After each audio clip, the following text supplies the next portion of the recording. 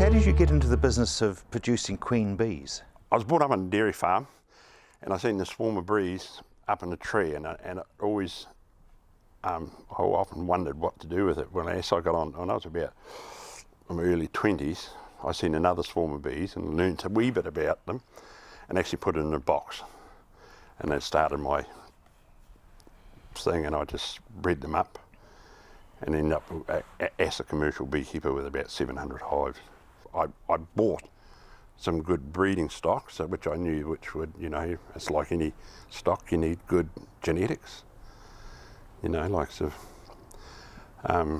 varroa and things is just like a stock health program. You've got to drench them. Well, varroa is exactly the same thing. You've got to control it. You won't eliminate it. It's something that's going to be here.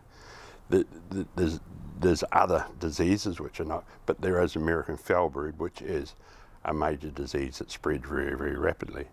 And the bee industry tends to think that they can eliminate it, and I tend to think they will be able to eliminate it with good control on all hives, not only hobbyists. Hobbyists are probably good hobbyists are probably more conscientious than a poor commercial beekeeper. If somebody that's understaffed and try to go around their hives too quick and do not check it out, they can spread, they can spread disease, very, very quickly. How do you go about actually breeding queen bees? The worker bees decide that their queen is failing, or they're chock-a-block with honey, and they decide they want to swarm. So they form a queen cell cup.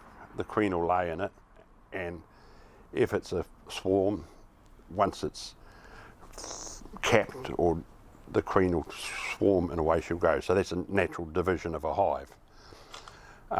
So she breeds a replacement and then it disappears? It disappears. So she's the one that goes away. The old queen is the one that goes away with the swarm, and then the new queen is hatched. So what I do is just fool the queens the bees into thinking that they're queenless. So constantly I take the queen out, graft some queen cells, and put it in a queenless hive. So I end up with, I normally do about 40, so I normally end up with about 30 to 35 queen cells that I do, and then once the queen cells are drawn out and capped over, from the time that the eggs laid to the time they hatch is 16 and a half days. A worker bee's 21 days, or some people say it's 19 and a half, so it depends on climate, I think, and the temperature. Yeah, but it's just manipulating the bees to do what you want. You're in the middle of a township. Oh, I'm 2 houses away from a rural area. That's justification.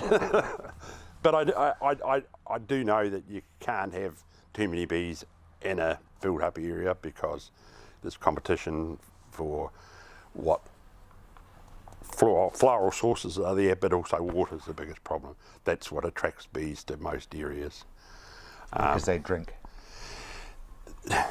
They store the honey, they evaporate it off. When they eat it, they have to have water with it. And, they really drink a lot of water.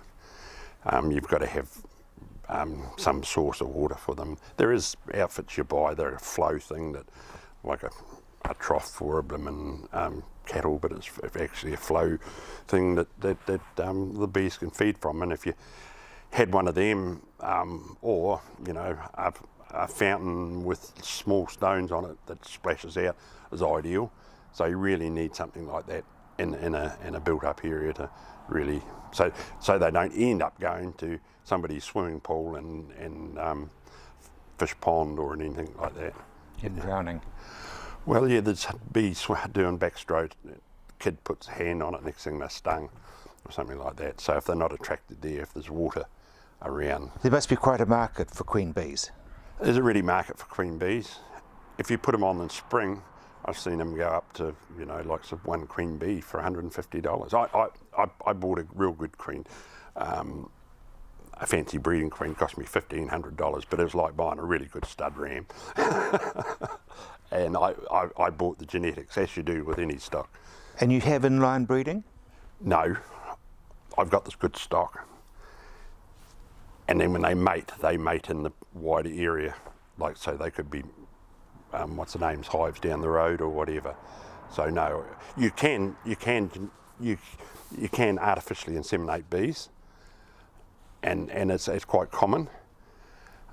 It's not a new thing. It's been going for years, but I don't. I open mate my queens, and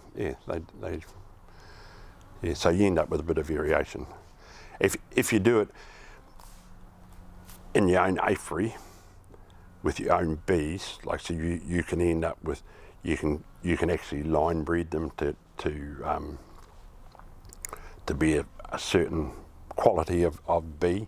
Like, so if you want them for hygiene, you want them for honey producing, you want them, to be resistant to disease. So some hives can actually have American foul brood. They can test the honey and say it has got a low count of American foul brood, but the bees can control it themselves and keep it under control.